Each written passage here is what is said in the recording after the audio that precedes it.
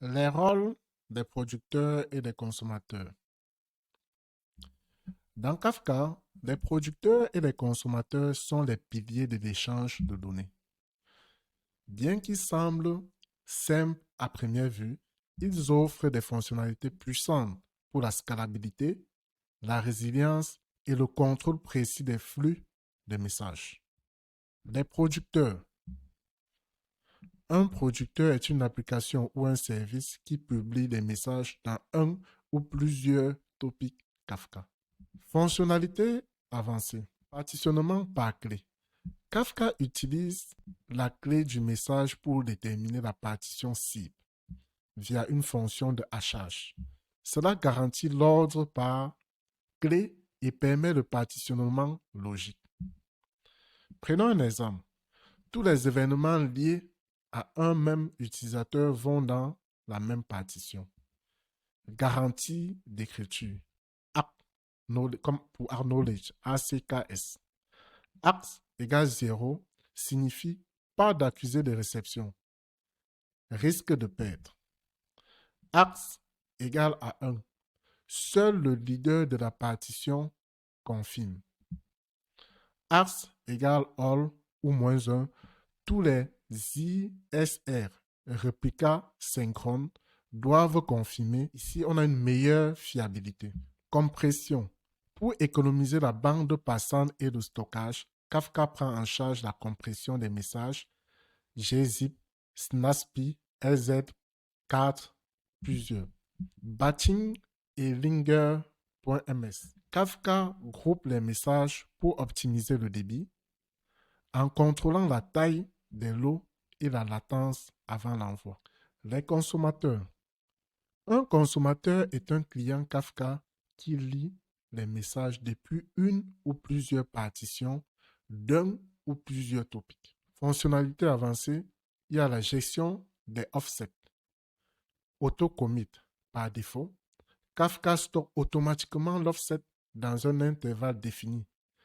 Enable.auto.commit equals to true. Ou encore le commit manuel. Plus fiable. L'application contrôle quand un message est marqué comme traité. Le consumer group. Un groupe de consommateurs se répartit les partitions d'un topic. Une seule partition est consommée par un seul membre du groupe. Si un nouveau consommateur rejoint ou quitte, Kafka rééquilibre dynamiquement la répartition qui est le rebalancing ici. Garantie au moins une fois. Par défaut, Kafka garantit que chaque message sera livré au moins une fois. Cela peut produire des doublons. Pour une livraison exactement une fois, il faut une gestion stricte des offsets, plus idempotence côté producteur, plus transaction. Format libre. Kafka ne contraint pas le contenu du message. On peut envoyer du test brut, c'est-à-dire du UTF-8, du JSON, du Avro avec schema registry, protobuf, etc. Exemple d'interaction. Service A, ici producteur, envoie le message vers Kafka, topic commande, qui sera consommé par un service B, le consommateur. Le service A publie des commandes JSON dans Kafka. Le service B lit les commandes et les traite.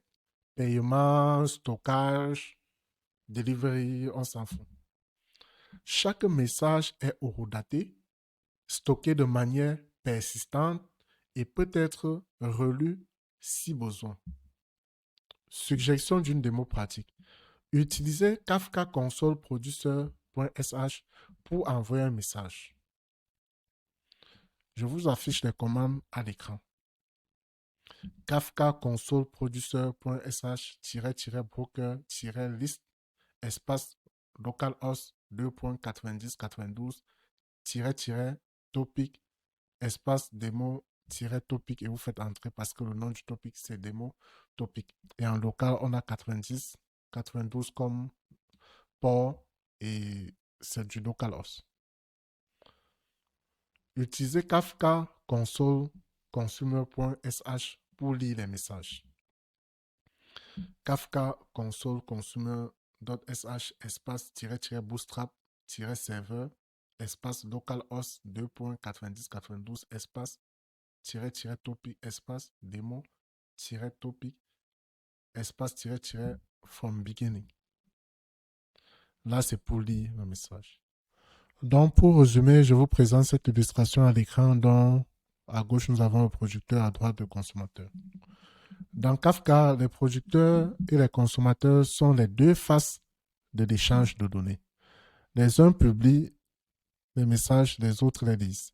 Mais derrière cette simplicité apparente se cachent des mécanismes sophistiqués qui garantissent performance, fiabilité et adaptabilité à grande échelle. Comme vous pouvez le voir, les producteurs Kafka sont des applications qui envoient des messages dans un ou plusieurs topics grâce au partitionnement par clé. Kafka garantit que les messages portant une même clé sont toujours envoyés dans la même partition, préservant ainsi l'ordre logique des événements. Les producteurs peuvent configurer le niveau de garantie d'écriture via l'option Axe. En complément, Kafka optimise les performances grâce au batching et permet la compression des données pour réduire les coûts en bande passante et en stockage. Donc, c'est un peu ce qui est décrit là devant vous sur le schéma producteur côté gauche. De l'autre côté, les consommateurs offrent un haut degré de contrôle sur la lecture des messages. Chaque message est stocké dans une partition et les consommateurs peuvent choisir de committer automatiquement les offsets, indiquant jusqu'où ils ont lu, ou de faire manuellement pour garantir une meilleure fiabilité. Gestion des offsets.